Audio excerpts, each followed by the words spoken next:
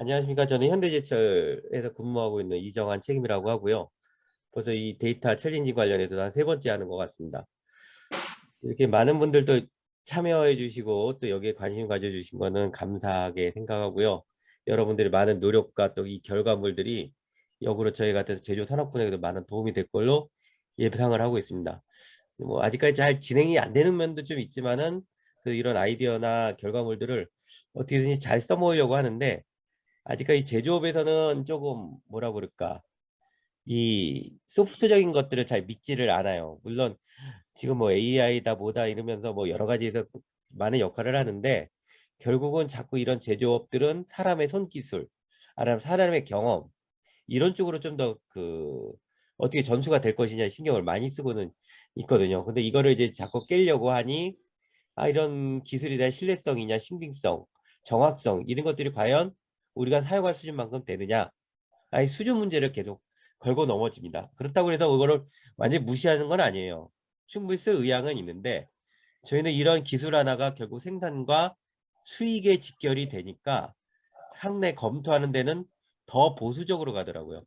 특히 지금까지는 벤치마킹을 해서, 그러니까 간단한 기계적인, 대부분의 이제 기기적인 어떤 물리적인 설비 같은 경우는 좀 정확한 어떤 수치나 수량이나 아니면 벤치마킹할 자료들이 충분히 많은데, 소프트웨어 같은 경우는 좀 그런 부분이 없습니다. 이게 맞는 건지, 진짜 우리 시설에 맞는 건지, 정확한 건지 판단이 안 되니까 자꾸 보수적으로 가는 것 같아요. 그래도 계속 시도는 해야 된다고 생각을 합니다. 그래서 제가 오늘 먼저 말씀을 드릴 것은, 이제 여기 앉아 계신 분들이 아마 제조업의 현실에 대해서 조금 더 이해가는 편할 것 같아요. 그리고 제조업에서도 요새 어떠한 트렌드를 가지고 있는가 하는데, 이런 표를 하나 제가 만들어 봤습니다. 이 표는 뭐냐면, 이제 결국 지금까지 옛날에 소프트웨어와 하드웨어의 두 가지 축으로 봤다 그러면은, 제조업에서는 휴먼웨어라는 사람의 인간적 요소까지도 들어갑니다. 이 세 가지 요소가 제조업종들마다 역할이 조금씩 다르거든요.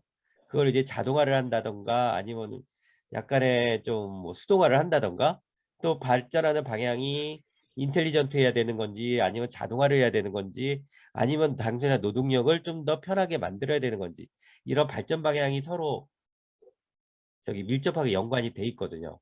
그러니까 요새는 이 세 가지 축을 보지 않고서는 이 제조업들이 무엇을 원하는지, 또 우리 제조업 현장에서는 어느 부분을 먼저 투자를 해야 될지, 그런 거에 대한 우선순위가 좀 중요하긴 합니다. 그래서 저희는 요새 좀 저희 현장 제조업들에 대한 내용을 표현할 때는 이런 식으로 좀 개념을 잡고 표현을 합니다. 그래서 아까 말씀드린 대로 뭐 휴먼과 소프트웨어와 하드웨어가 어떻게 적절하게 잘 공존되어 있는가, 그럼 가장 이상적인 거지만은, 그 이상적인 전 이전에 그러면 휴먼웨어와 소프트웨어, 하드웨어 중에 어디를 좀 더 강화시킬 것이냐, 어느 두 개를 좀 더 묶어서 더 크게 한 다음에 나머지 한 분야를 점차적으로 해결해 나갈 것이냐라고, 저는 이렇게 방향을 잡고 시작을 합니다.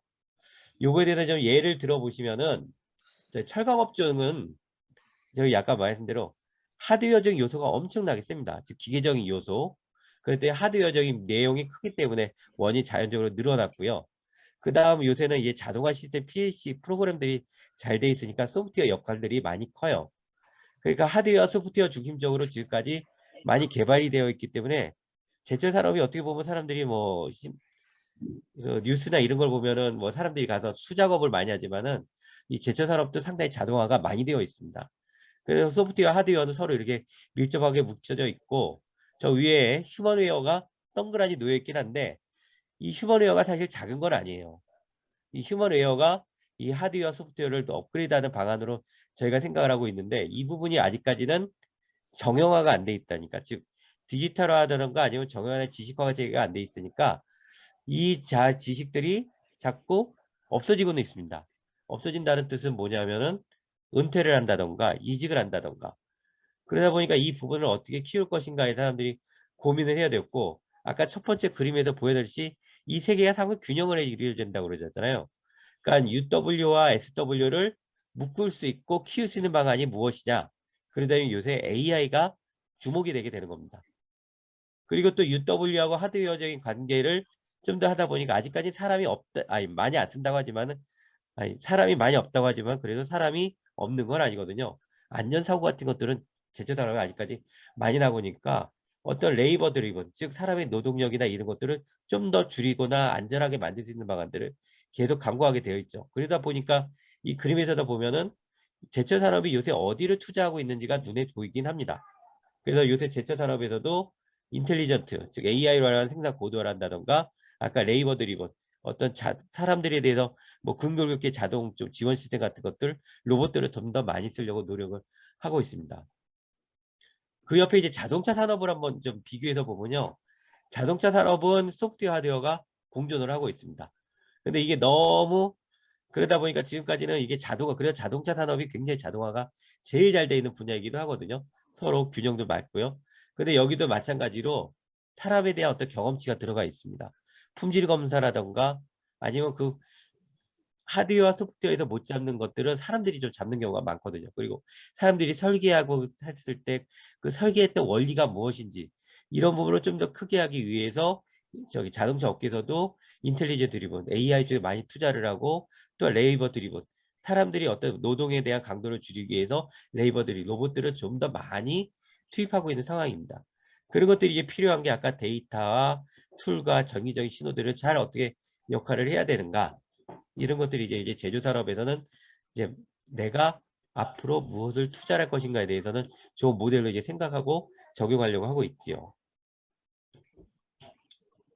근데 이제 제조 산업의 또 하나 재밌는 점은 뭐냐면요. 처음에 우리나라 아마 제조 산업의 대부분이 국내에서 개발된 설비보다는 외국에서 들어온 설비들이 압도적으로 많습니다. 우리가 어차피 이 산업, 우리나라 산업이 굉장히 고도화되고 잘 되어 있지만은 설비들을 만드는 산업은 그게 1년에 한두 대 팔까? 제철 산업에서는. 그렇기 때문에 외국 설비들을 많이 사용합니다. 근데 이제 외국 설비들을 이게 들어오면은 매뉴얼이라는 걸 줘요. 이렇게 조업을 하라고 그러고 이렇게 생산을 해야 되고 이렇게 작동하라고 잘 나와 있는 매뉴얼을 주는데 처음에는 설비 제조사 조업 방식대로 잘 생산을 합니다. 예를 들면은 뭐 어떤 부품들을 소모성 부품들을 1시간 간격으로 교체하시라고 매뉴얼을 주고 가거든요. 그러면 처음에는 이 1시간 간격으로 잘 조업을 해요. 교체를 1시간 주기로 하고. 그런데 이제 막상 움직이다 보니까 사람들마다 노하우가 좀 생기는 겁니다.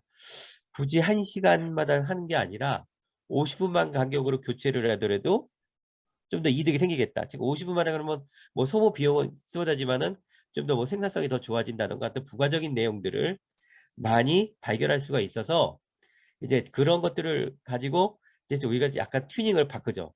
그러니까 원래대로 매뉴얼대로 조업하는 게 아니라 매뉴얼에서 조금 변경을 하고 그 변경에 따른 내용도 뭐 설비를 좀 보완함으로써 수행하고 하면서 저희가 개선을 많이 합니다. 그러다 보니까 이제 설비 성능이 처음보다는 더 많이 올라가게끔 되어 있거든요. 그러니까 옛날에는 1시간당 100개씩 생산하던 게 어느 날 120개씩 생산할 수 있고 150개도 생산할 수 있게끔 사람들이 부단히 많은 설비 개선을 이룹니다. 그러다 보니까 이것들이 이제 경험인데 이것들을 대부분 누구 하느냐? 지금 사람의 손에 의한 사람의 경험에서 나와갖고 이것들이 이제 설비에 축적이 되는데 요새 이거를 어떻게 디지털할 것이냐? 너무 사람의 어떤 암묵적 지식이 아니라 형식적인 지식으로 바꿀 것인가 해서 디지털화 작업을 엄청나게 많이 하려고 하고 있고요. 과거서부터 해왔고 지금도 열심히 하고는 있습니다. 근데 여기 또 재밌는 게 뭐냐면은 전에는 이런 것들을 하는 행동에 대해서는 그냥 이게 다 우리의 노하우니까 자사 노하우로 이게 하나의 보호와 보안 정도로 잡혀져 있는데 이제는 설비 공급사들이 이러한 자산 정보를 좀 지식 정보를 가져가고 싶어요.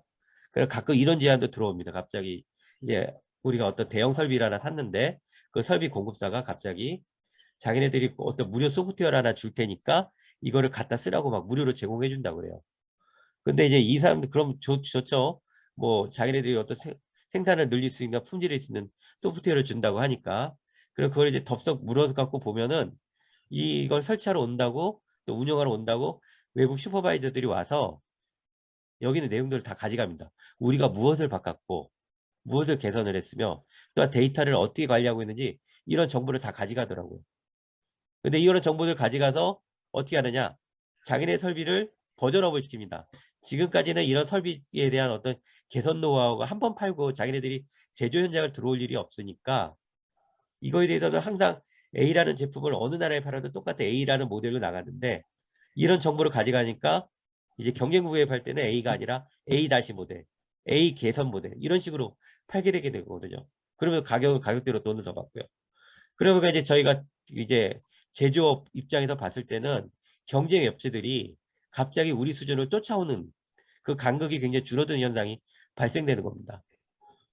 그러니까 이제 이런 것들을 그러니까 외국 사업에 맡기지 말고 내부적으로 하자라는 욕구가 많이 생기고 그걸 통해서 이제 많이 이제 투자도 시작을 한 게죠. 시작을 하고는 있죠. 그러니까 이런 데이터 챌린지도 그에 대한 일환이라고 저희는 보고는 있습니다.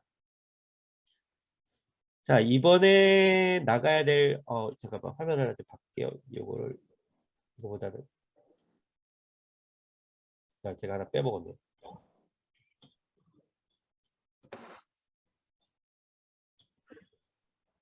예. 제가 오늘 여러분들한테 설명한 설비는 가열로라는 설비입니다. 이제 가열로는 이제 금속 재료를 가열하는 노라고 얘기를 하고 있고요. 그리고 강제 제조, 그러니까 철강 제조를 만들기 위해서 이제 슬라브라는 반제품을 만듭니다. 이게 뭐냐면 쇳물을 일정하게 굳은 상태로 만들고 저희가 최종적으로 만드는 거는 코일이라고 해서 넓은 철판이나 두꺼운 판이나 아니면 철근 같은 소재를 만들어야 되거든요. 근데 여기를 이거를 만들기 위해서는 굉장히 강한 압력을 넣어야 되는데 일반적인 냉간 상태, 즉 차가운 상태에서 철에다가 압력을 넣으면은 그게 잘 안 되죠. 그렇기 때문에 이거를 가열로라는 설비로 해서 다시 1200도에서 1500 정도 가열을 합니다. 쇠는 열을 먹으면은 물어지는 성질이 있기 때문에 이제 그런 물어진 성질을 위해서 거기다 압력을 가하면은 우리가 원하는 형태로 어떤 넓은 철판이라든가 두꺼운 철판이나 철근 형태로 자유롭게 만들 수가 있거든요. 그래서 이런 가열로가 어떻게 보면 이제 설에 대한 성분을 재질의 형상을 변화시킬 수 있는 중요한 설비 중에 하나이긴 합니다. 자, 그렇다 그러면은 이 가열로를 하기 위해서는 무엇이 필요하냐? 여기도 어떤 에너지가 필요하잖아요. 불꽃을 막 화염을 내부적으로 끌어올려야 되니까 그러니까 이때 쓰는 열원가스가 필요하고 열원가스만 필요한 게 아니라 열원가스가 연소를 하려고는 자연적인 공기가 있어야 됩니다. 그리고 그 열원가스와 공기는 항상 일정한 비율로 맞춰야지만 이 가열로 내부로 들어가서 연소가 돼야지 잘 되고 있거든요. 불완전 연소가 생기면은 그을음 같은 거, 그러니까 여러분들 이제 자동차나 어떤 거 보면은 뭐 제가 뭐 그릇같이 생기는 거 검은 연기가 나온 거는 사실은 이게 불완전 연소라고 보거든요. 여기에 이제 각종 탄소니 질소화합물 이런 것들이 막 생기는 겁니다. 이게 이제 요새 다시 말하면은 탄소 배출하고도 조금 연관도 되고 공기정화, 환경정화 문제도 같이 맞아떨어지게 돼 있는데 자, 그렇게 되지 않기 위해서는 아주 그러니까 공기와 그러니까 공기 내 산소와 열이 잘 결합될 수 있도록 최적의 공기비를 만들어야 되는데 이게 연소비라는 거를 만들어 놓고 있습니다. 일종의 저희들 4대 1이나 아니 한 4대 1 정도 연소비를 만들어 놓고 해요. 그러니까 이제 연료가 1이 들어갈 때 공기를 4배 정도 이 안에서 불완전 연소가 안 일어나고 연소가 잘 깨끗하게 일어난다. 이런 관리를 잘하고 있는데 자, 이것들이 생각보다는 처음에는 잘 맞다가 잘 안 맞는 경우가 많이 발생을 합니다. 이유는 뭐냐면은 지금 옆에 제가 이제 그림에서 보시면 가열로 실제 모습이 있는데 도어라는 게 이제 문이 열렸다 닫을 때면 그 안에 이제 그 슬라브라는 거 집어넣어야 되거든요. 여러분 그림에 보실지 모르겠지만은 여기 가운데 빨갛게 달궈진 게 이게 슬라브라는 거고요. 이게 슬라브가 이제 빠져나온 상태입니다. 그래서 이 문을 열면은 이 가열로 상태에 가열로 내부적으로 외부 공기가 확 몰아 들어가거든요. 그러면 연소 조건이 또 깨집니다. 그때는 좀 더 또 연소 조건을 하기 위해서 또 조절 작업을 알아서 오토메이션 제어 모델을 통해서 잘 하고 있는데 자 이런 외부 외란에 대해서 연소가 잘 일어날 수 있도록 또 연소가 잘 되고 있는지 확인하기 위해서 이 가열로 내부에는 O2 농도를 측정을 하고 있습니다. 그럼 O2 농도는 뭐냐? 가열이 잘 되고 산소가 잘 들어가면 O2 농도가 쭉 떨어질 거고요. 그리고 만약에 잘 안 되면은 너무 이제 탄소가 많이 들어간다던가 그렇게 되면 아 외기가 들어왔구나. 아니면 연소가 잘 안 되고 있구나.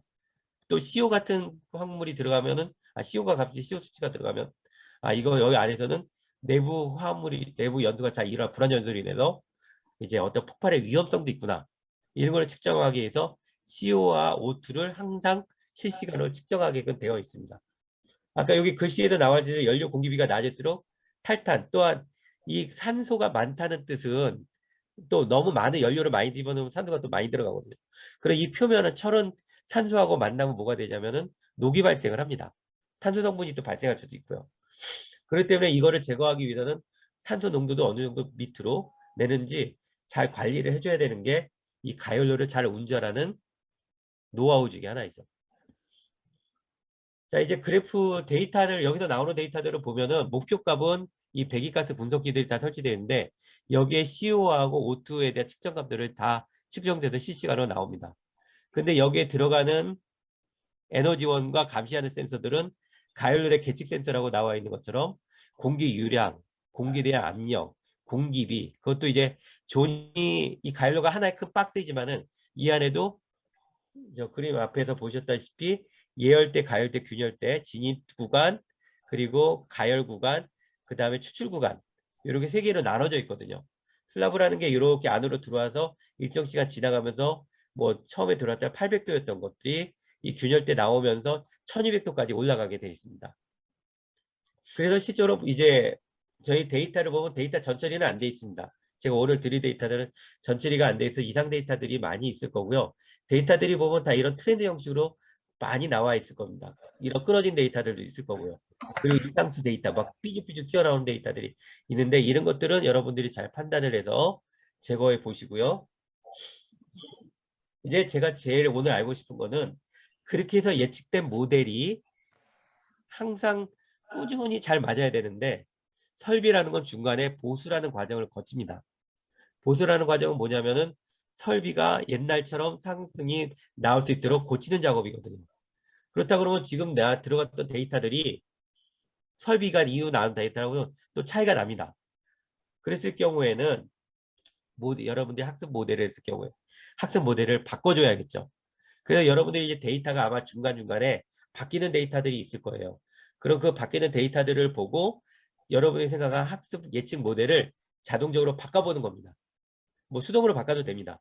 그래서 바꿔줬을 때 이런 상황일 때는 어떤 A라는 모델이 다음 조건이 변경됐을 때 A-라는 변별로 자연스럽게 변해서 항상 일정하게 상수화시키는 방법. 여러분들이 개발해야 될 것은 그런 거고요. 그렇게 되면은 여러분들이 이제 나오는 예측값이 항상 이렇게 측정값과 예측값이 일정하게 나오는 패턴으로 나올 수 있게끔 나오면 여러분들이 저희가 원하는 결과가 다 나오게끔 되어 있는 겁니다. 자, 그럼 마지막으로 여러분들이 해야 될 거는 무엇이냐? 아까 전에 이제 저기 앞에 황교든 이사님도 똑같은 얘기를 하시는데 말씀드렸지. 데이터는 잘 분석을 합니다. 여러분들 이런 거 저희도 이거 챌린지 나오면요. 이런 인자 두고 그래프 나오면 이런 그래프 진짜 잘 만들어 오시거든요. 전처리도 잘 하시고 이런 특징도 잘 표출해서 여기까지 잘해 오시는데 저희가 원하는 건 뭐냐면 이게 사람이 갖고 있는 사람이 인식할 수 있는 어떤 지식 체계로 갖고자 하는 거죠. 그러면 이렇게 좀 보여주고 사람이 어떤 액션을 취할 수 있게끔 HMI 화면이 잘 만들어져야 된다는 것입니다. 그래서 사람들은 내가 지금 이 데이터만을 가지고는 잘 몰라요. 이 데이터에 대한 어떤 트렌드 변화를 가지고 아는 것들은 경험이 많은 사람들이고요. 지금 앞으로 여러분들이 제조업들의 가장 큰 문제점이 하나는 이런 경험자들이 없을 때에도 경험자들처럼 누군가 역할을 해줘야 되는데 이제 이런 것들이 지금 나오는 AI라든가 빅데이터라든가 이런 것들이 좀 해주길 원하는 거거든요. 그러니까 여러분들이 맨 마지막에 나올 과제 제출물은 이러한 추정을 잘하는 내용을 가지고 사람들이 잘 인식하게끔 이런 화면을 잘 만들어 보신 겁니다. 웹 형식으로 스마트폰에서 운영할 수 있는 앱 형식으로 만들어야 되고 PC도 돌진에 웹 형식으로 만들어셔도 되고 다양하게 만들어야 됩니다. 또한 여기에 여러분들이 지금까지 갖고 있는 노하우 같은 걸 많이 넣어주셔갖고 새롭게 저희는 이거 하나 샘플로 저희가 만들어 놓은 화면입니다. 이런 화면을 가지고 저희도 지금 보고 있으니 이거보다 더 나은 것들을 제안을 해주신다면은 저희가 나중에 이것도 쓸 용의가 있으니 한번 이런 포커스를 가지고 여러분들이 잘 해보시기를 바라겠습니다. 제 설명은 여기까지입니다.